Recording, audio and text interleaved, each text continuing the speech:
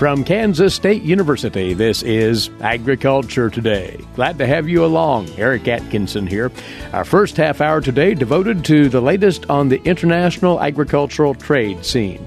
K-State's Vincent Amanor-Boadu will be along to take up several key considerations on where we stand with our agricultural trade abroad. He'll talk about how the U.S. negotiating leverage has changed in recent years.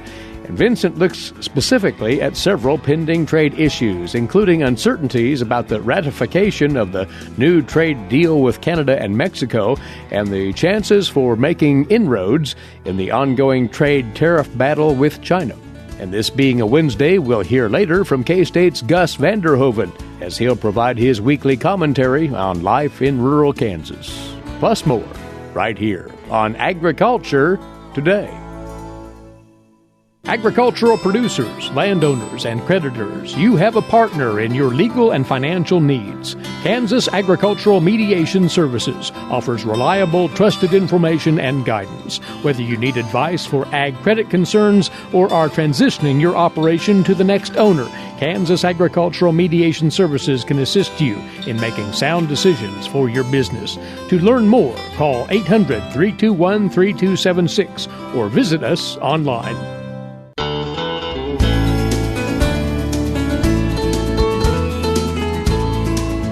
Good to have you aboard for this midweek edition of Agriculture Today. During our first half hour, perspectives from our guest about the state of agricultural trade here in the U.S. as we move on into 2019. And all of you know it's been a tumultuous scene, agricultural trade, the last several months or so.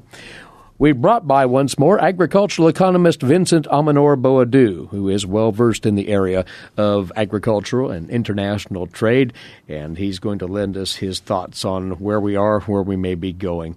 And there are so many fronts we can talk about, Vincent, but in your experiences working in trade channels and being not only an observer but a researcher in this area, can you recall a more unsettled overall trade climate?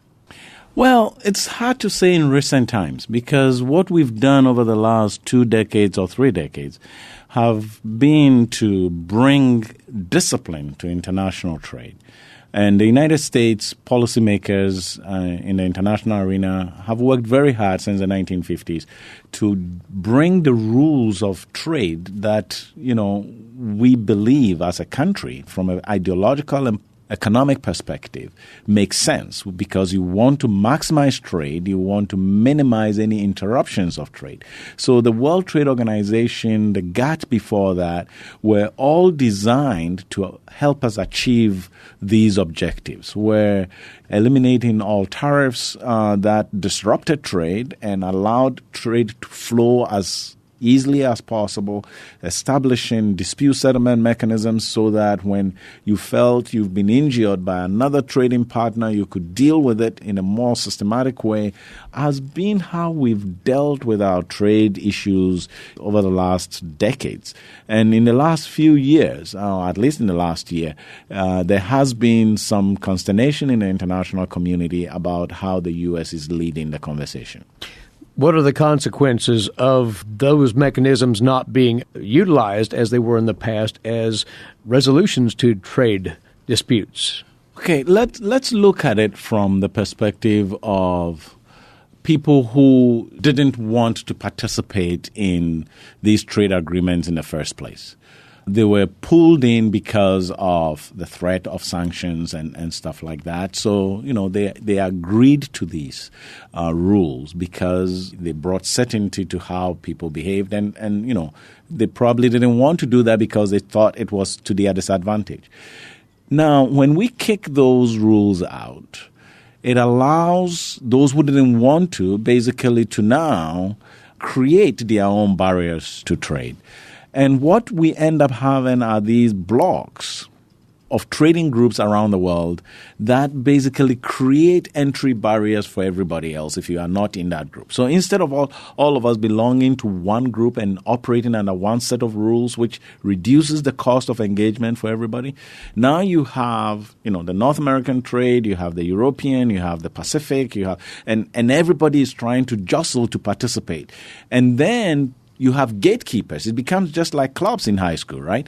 You have gatekeepers who are deciding that you belong and you don't belong, and you belong at this level and you don't, or you belong at that level.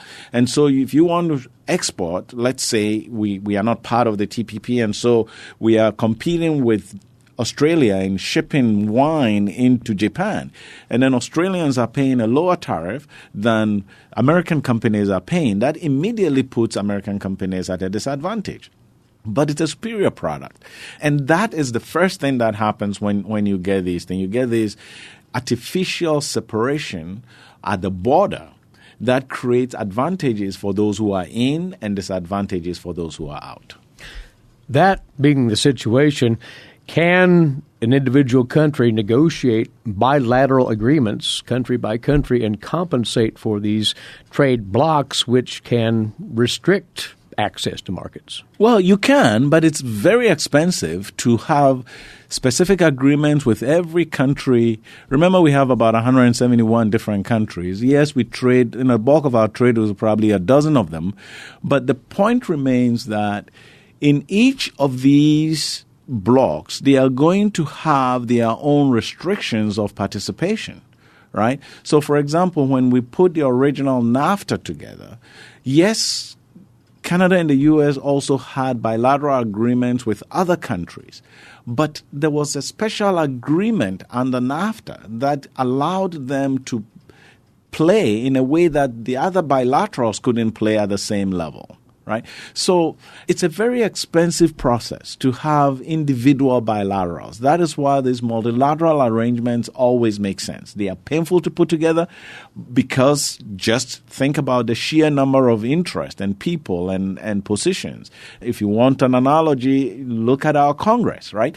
The difficulty of getting an agreement together. But once you put them together, you know that you have something that at least works under the big items. They're not going to work for everybody and for all things, but they work under the big items like trade disputes, which will always emerge.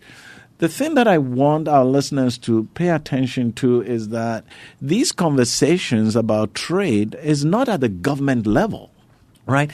Governments negotiate those agreements, but the operation of trade is always at the company level. They are individuals who are farming and harvesting and selling, and if there are barriers to shipping a particular agricultural commodity to a particular country because governments are fighting over some ideological position, farm country is hurting.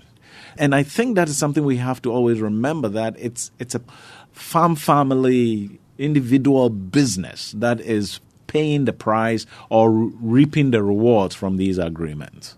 Vincent, if we might want to walk through the various trade fronts that we see in the news frequently here and your thoughts on where we're headed. And you brought up NAFTA, and the new NAFTA is called the U.S.-Mexico-Canada Trade Agreement, USMCA, still to be ratified in this country and the participating other countries, Mexico, Canada. Considering the worries that NAFTA might be scrapped altogether, is the glass half full here or half empty? How do you perceive this new agreement? Well, the new agreement is supposed to be superior to the old NAFTA. It's supposed to give, U.S. companies advantage in this new era. My focus is on agriculture. What NAFTA did was create an international road on the I-35, right, where we could move product from Saskatchewan, Canada, all the way to Mexico.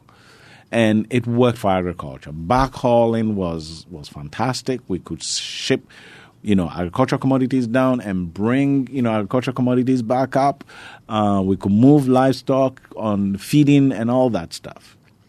Now, how the two countries are going to look at this, or even the United States is going to look at the new agreement and whether it's going to be ratified, it's a whole different issue. But let's put the content of that aside and look at the implications of the change on business investments and business decisions. If you are a farm business and you had a business to supply alfalfa to northern Mexico dairy farms, right? under the NAFTA agreement. And so you made investments to grow alfalfa, harvest it, cube it, do whatever, process it, and ship it. And all of a sudden, the game has changed.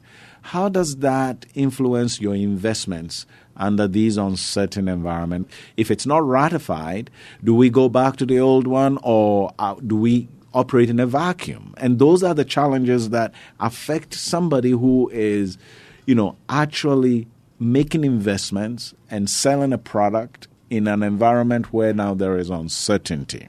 And for me, that is where the challenge is when we do these things. Because prior to NAFTA coming into effect 25 years ago, we didn't have any rules. Now, 25 years is almost a generation, and significant investments have gone into effect.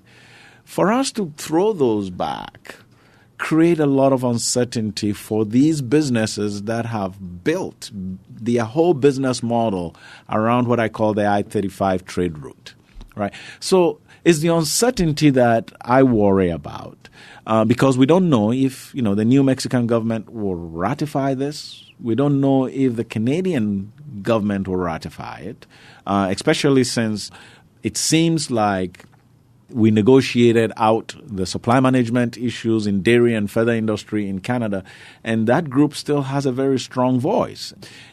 I don't know the effect, and I've asked people what the potential effect of that will be on the current Liberal government and the pressure that it will have on them in Parliament. Remember also that the Canadians can call elections at any time. They are not on a fixed cycle like ours. So there's a lot of uncertainty. So I'm looking at a Kansas business that is doing, just alfalfa shipment, and the uncertainty that this creates in ensuring that they have their markets and they have access and they can continue to make investments. Should they expand? Should they contract? And how do they handle these uncertainties? Those are the things that worry me, Eric. And there's plenty more we'd like to get into. We need to take a break, Vincent. Lending some economic perspective on our trade situations agriculturally here in the U.S. and with other countries around the world. Agricultural economist Vincent Amanor-Boadu of Kansas State University, and he'll be back with us Mike's side in a moment here on Agriculture Today. Agriculture and food systems are the main drivers of the Kansas economy, but must be improved in order to feed the world's growing population. How are we going to do so? Reduce food loss, find ways to preserve grasslands, and help families stretch their dollars. Global food systems is one of the 5 grand challenges K-State Research and Extension is addressing. To learn more, visit www.ksre.ksu.edu.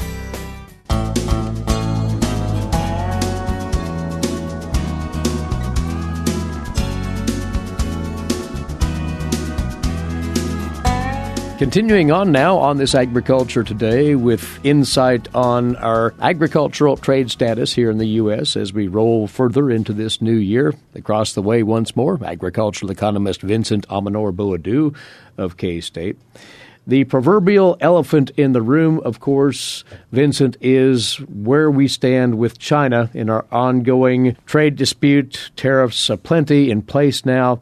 A great deal of rhetoric, even with the WTO recently between the two countries. Is there a resolution in sight?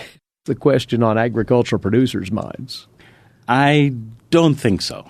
I think it's going to be hard negotiations, primarily because of the interconnectedness of the issues. You have to remember that we started this whole thing focusing on a very narrow area. We talked about China's manipulation of currency. And then we looked at their steel and aluminum industries.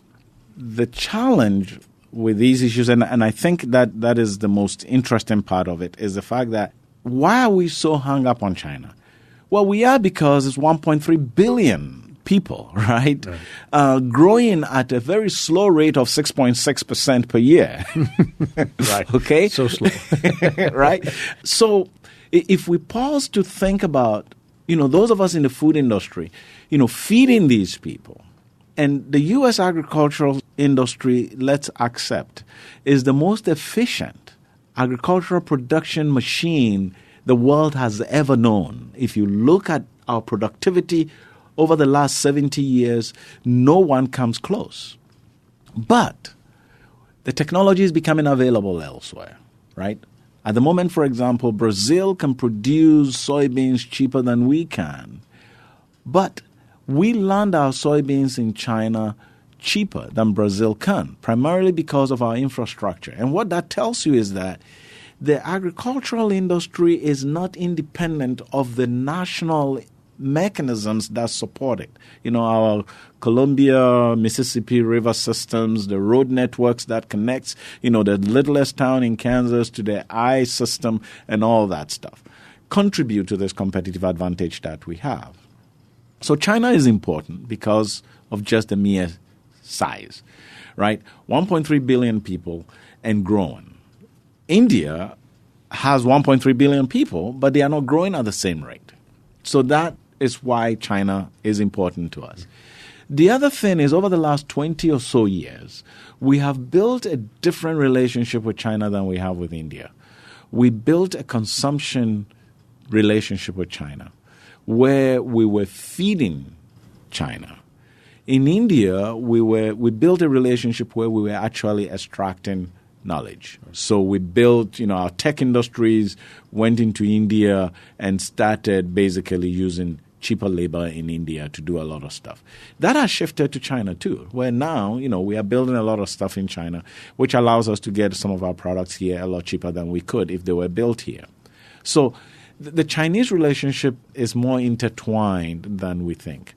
But in the last few years, maybe the last decade or so, I have also watched China becoming more stronger in their own position. As their economy gets bigger and stronger, the sense of being Chinese has become more important. Are they more self-sufficient then, in essence? It's not a question of self-sufficiency, but it's a question of affordability. They have the cash, so they can buy. I mean, to think that, the most expensive wine that was auctioned by Sotheby's was bought by a Chinese. I mean, it tells you the conspicuous consumption has come to communist China. And that has emboldened the Chinese government to do things that it couldn't think about doing in the past. And because of that, I don't think that negotiations about these trade issues are going to be easy because they have a linchpin, right? They can afford to bring Southeast Asia as much together as they can bring the Europeans. And they've done that already.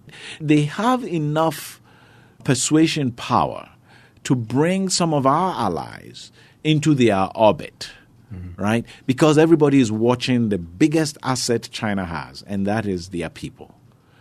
Yes, you can look at, Africa has 900 million people, but you are dealing with 58 countries.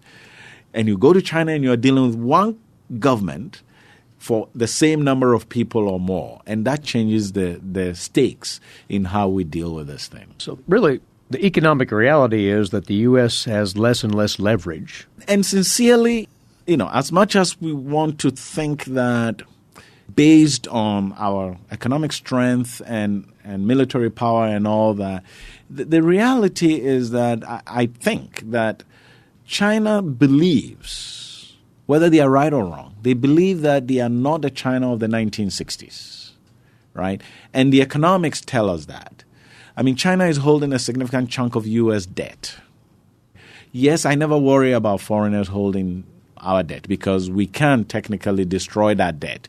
It's a Russian roulette, right? But the point is they have the cash to do certain things. On the African continent right now, China is basically buying land. They are buying access in a way that we did in the past.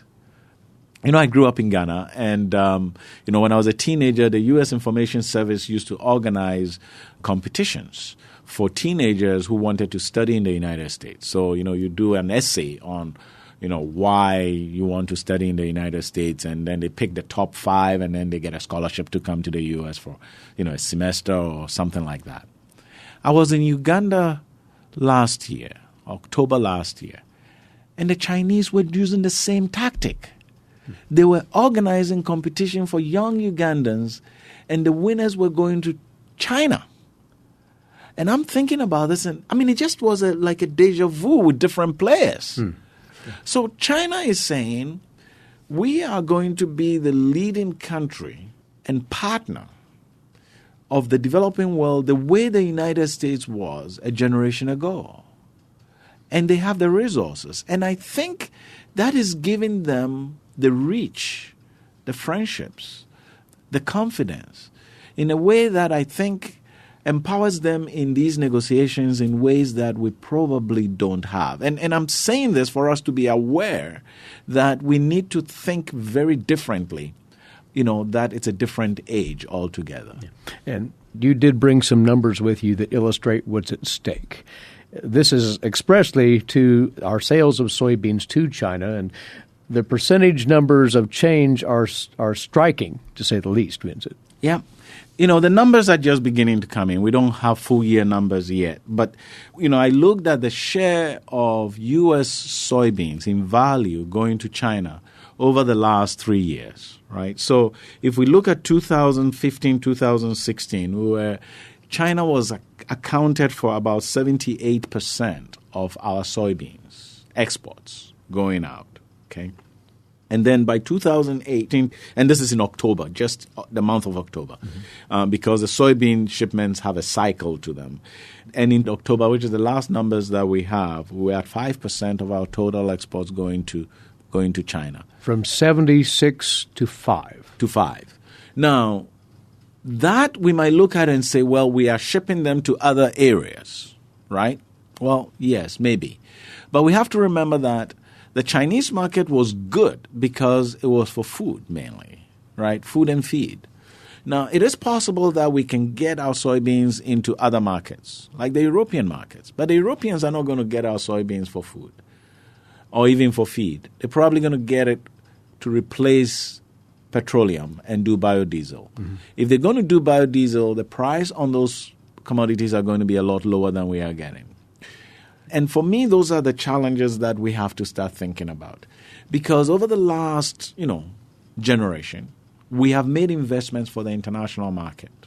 Kansas farm, the average Kansas farm has expanded, not because of domestic consumption, but for international markets. And to contract, because those markets are not available or are not as lucrative as they could have been, becomes a problem for these Kansas farmers. Yeah.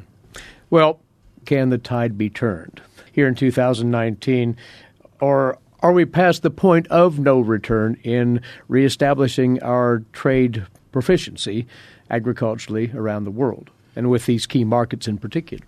Well, I think you can. It's a matter of signaling because it's politics, and so you are trading favors or some issue comes up, and so we can. The challenge, and I always move away from the political policy-making level to the business level. The economics. That's right, the economics of these things. The politicians can change their focus at any time. It's very hard to tell because the variables that are driving the conversations are too fleeting. Vincent, as always, we appreciate your take on these matters, and we'll talk again soon. Thank you, Eric.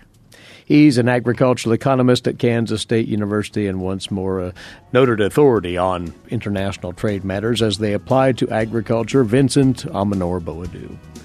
We'll be back in a few moments with more for you on this Agriculture Today.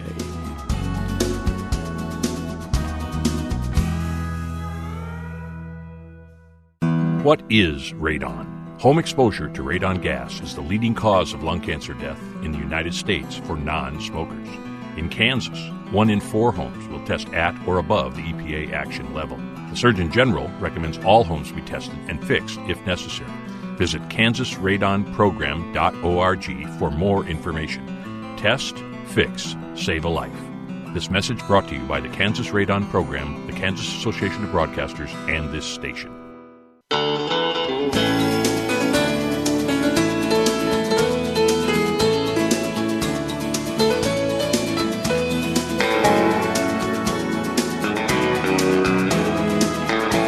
Coming to you from the campus of Kansas State University, this is Agriculture Today. Eric Atkinson here. And moving ahead now with today's agricultural news headlines for you, these courtesy in part of DTN. Well, employees of the USDA's Statistics Service are now working hard to make up for the delays in publishing reports that were put on hold due to the partial government shutdown. Here's the word on that from the USDA's Gary Crawford. During the partial government shutdown, 40 USDA statistical reports that were scheduled for data collection and or publication, of course, were not published, but with workers back on the job. All the data that we would have published, we are going to go back and try to publish. Joe Parsons, chair of USDA's Ag Statistics Board. Some of that data will be late, of course. Some of it may not be in exactly the same form as normal. The shutdown stopped data collection for some reports, and so farmers may be recontacted or surveyed later than normal. I want to go ahead and thank the farmers in advance for their cooperation and understanding. Right now, here's what we know. The monthly USDA Ag Prices Report will be released this Thursday. The February edition of the monthly USDA Crop Production Report will be out February 8th as originally scheduled. It should have the final crop numbers that would have been in the January report. Also on the 8th, reports on winter wheat seedings, grain stocks, cotton ginnings, all at noon Eastern Time. Parsons says look for notices on the other reports in the next few days. Trying to get things back on track as best we can. In Washington, Gary Crawford for the U.S. Department of Agriculture. To expand on a story that came out late yesterday morning, the European Commission did confirm that U.S. soybeans meet the technical requirements to be used in biofuels within the European Union and has formally recognized the plan until July the 1st of the year 2021. Conservation practices required for U.S. soybean production meet EU sustainability standards, and biodiesel produced from documented soybeans can now be used in the EU, according to the EC in its formal announcement. Now, the EU requires biofuels to meet a set of sustainability criteria outlined in its Renewable Energy Directive, as they call it. The U.S. soy industry has its own sustainability guideline, the Soybean Sustainability Assurance Protocol, that with this EU announcement, the EU acknowledges meets its rigorous requirements. The new Renewable Energy Framework agreed to last July includes a binding renewable energy target for the EU for the year 2030 of 32%, with an upwards revision clause by the year 2023. The U.S. today accounts for 75% of EU soybean imports, and the country has positioned itself now as Europe's main supplier, ahead of Brazil. The EPA's acting administrator, Andrew Wheeler, was not in attendance at the Iowa Renewable Fuels Conference yesterday, but he was the focus of the industry's outlook on multiple fronts. The Iowa Renewable Fuels Association is calling on the EPA to complete the rules for year-round E15, as well as stop the small refinery exemptions that the ethanol industry sees as gouging biofuel demand. The executive director of the Iowa RFA, Monty Shaw, said that the ethanol industry, quoting him now, is hurting, but it's hopeful. After 2018, this past year, he says, was a challenging one for the biofuels industry, working to defend the renewable fuel standard from being gutted by the petroleum industry, as they put it, as well as its supporters who tried to cap prices on renewable identification numbers, or RINs. The executive director, that is, of the Fuels Initiative, John Eichberger, said that right now only 1,600 fuel stations in 30 states have E15 pumps. Once year-round E15 kicks in, he says that number will spike to tens of thousands of service stations and pumps over the next 5 years. And the Vice President of Industry Relations for the Renewable Fuels Association, Robert White, said that the jury is still out on whether the EPA can get that E15 rule out on time. It will require a 45-day comment period, and the EPA has yet to get a proposed rule to the White House Office of Management and Budget for review. The plan would speed up if EPA splits the E15 rule from an expected rule to reform the RIN market. The industry also recognizes that no matter how fast the EPA works, the petroleum industry will litigate. Shaw saying, quoting here, the oil companies have said as soon as the ink dries on the administrator's signature, they will be in court. And news also emerged throughout last year that at least 48 separate oil refineries, some owned by the most profitable companies in the petroleum industry, got waivers from the RFS for 2016 and 17, accounting for nearly 2.5 billion gallons of fuel volume. The American Coalition of Ethanol has sent a letter to U.S. senators now asking lawmakers to secure documentation on two critically important ethanol issues before the full Senate takes a confirmation vote on Wheeler to be the permanent EPA administrator. Those include the rulemaking for year-round E15, as well as reallocating ethanol blending obligations waived for the 16 and 17 years through the small refinery exemptions. Well, a new comprehensive life cycle assessment conducted by the USDA's Agricultural Research Service and the Beef Checkoff found that measures related to the impact of beef cattle in the U.S. are often overstated. Scarlett Higgins tells us here this data will aid the industry in its efforts to continually improve the sustainability of U.S. beef. The study involved feed and production-related data from more than 2,200 cattle producers in 7 regions of the country. Results indicated beef production, including the feed required, is responsible for only 3.3% of greenhouse gas emissions in the U.S. This is dramatically less than commonly reported. Another key indicator identified was feed consumption. Cattle consume only 2.6 pounds of grain per pound of beef carcass weight. This is comparable to the feed conversion efficiencies of pork and poultry. Additionally, the study found nearly 90% of grain used to feed cattle is inedible by humans. In terms of water use, research showed it only takes 308 gallons to produce a pound of boneless beef. Some sources mistakenly estimate 24,000 gallons is needed. Water use by beef is only about 5% of U.S. water withdrawals. Fossil fuel is another point of contention. Fossil energy required for U.S. beef cattle production is equivalent to 0.7% of the total national consumption of fossil fuels. The study assessed cattle production at the ranch and feed yard level, including indicators associated with energy, feed, machinery, seed, pesticide, and other resources used in production. Related work is in progress to assess production further up the supply chain, including processing, packing, distribution, retail, consumption, and food waste. I'm Scarlett Higgins. And that's a glance at today's agricultural news headlines. If you haven't taken advantage of our podcast service, we'd certainly urge you to do so. To access that, go to this website, agtoday.net.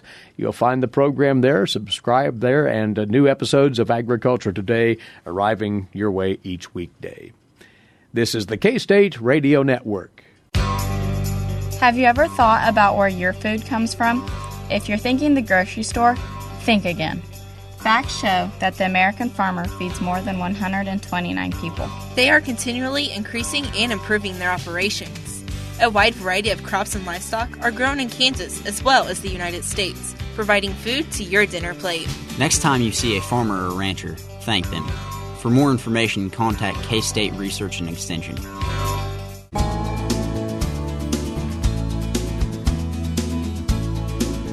This is Agriculture Today. Stop, look, and listen. Marlet Avenue, which is one of the roads out of town, climbs up as you go west. That's Gus Vanderhoeven of Kansas State University with comment on life in rural Kansas.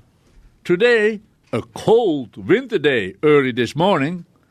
But last Wednesday it was also cold in the morning. But then the weather turned sunny, and it turned into a beautiful day.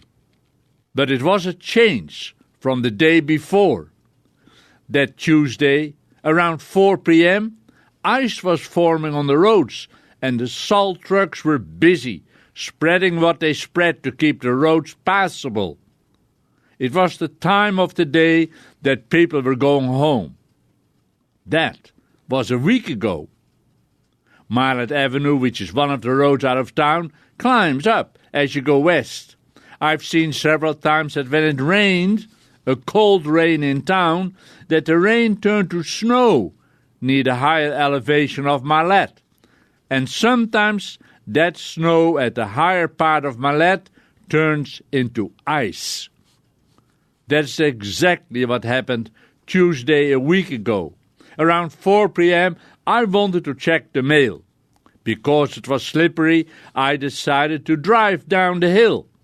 I figured driving down would be safer than the old man walking. Walking downhill is always more difficult than walking uphill. I do have ice clamps for under my shoes, but I chose to drive. So I backed out and crunched the snow. Then I carefully drove down the steep driveway, making tracks. At the bottom, I parked and saw the long row of stopped cars on their way home, now standing still.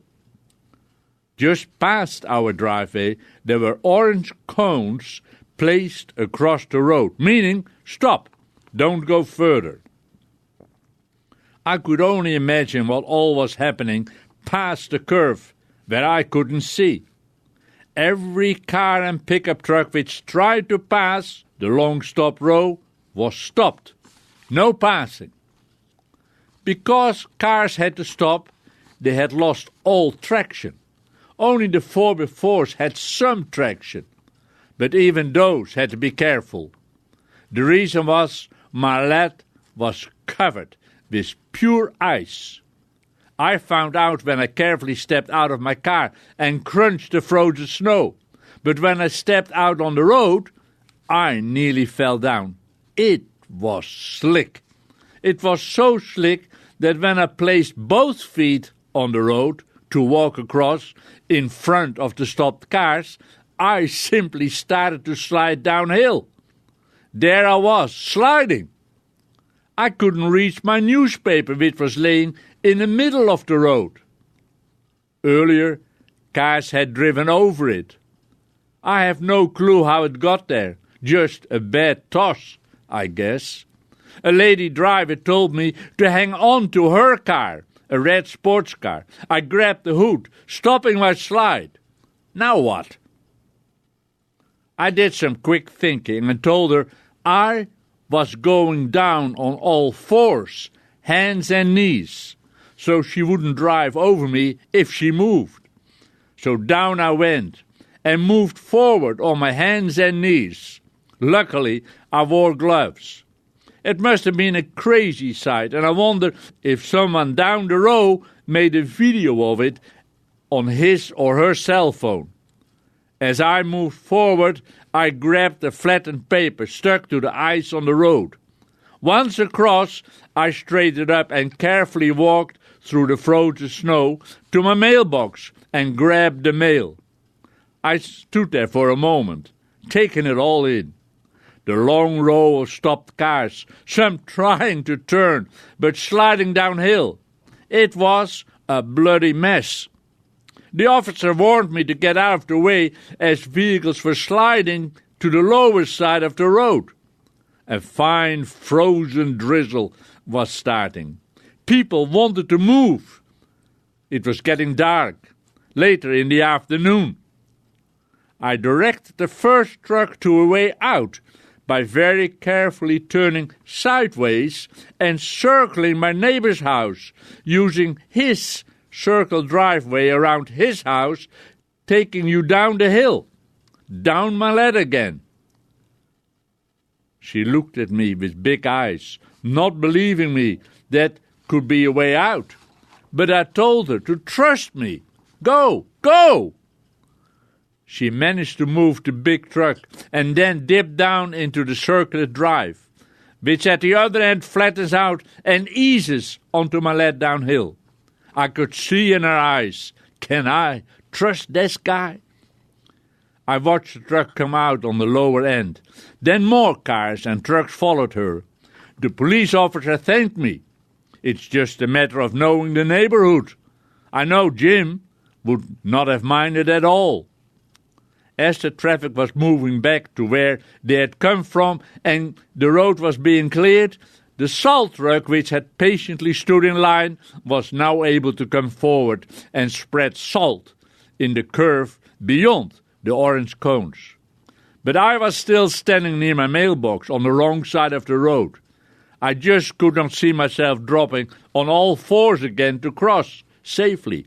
But now the officer had moved to the cars to direct the salt truck forward. I made a quick decision and took off my rubber boots. Holding them, the paper and mail in my hands, I proceeded to cross the road in my warm woolen socks. I made it halfway, and then I started to slide again. I had just said to the officer, "That is how we do it in the old country." He laughed as I grabbed onto him, slowly moving forward. I made it across and slipped behind the wheel of my parked car. I carefully turned it and drove up the driveway with my socked foot on the gas pedal. Once inside, I pulled my somewhat damp socks off and got a pair of dry ones on my feet. Back inside, I dried the paper and read it later in the evening by the warm fire. And that was a week ago. Ha! Kansas winter. Gus van der Hoeven of Kansas State University with his weekly commentary on life in rural Kansas.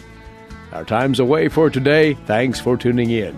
Eric Atkinson here for Agriculture Today over the K-State Radio Network.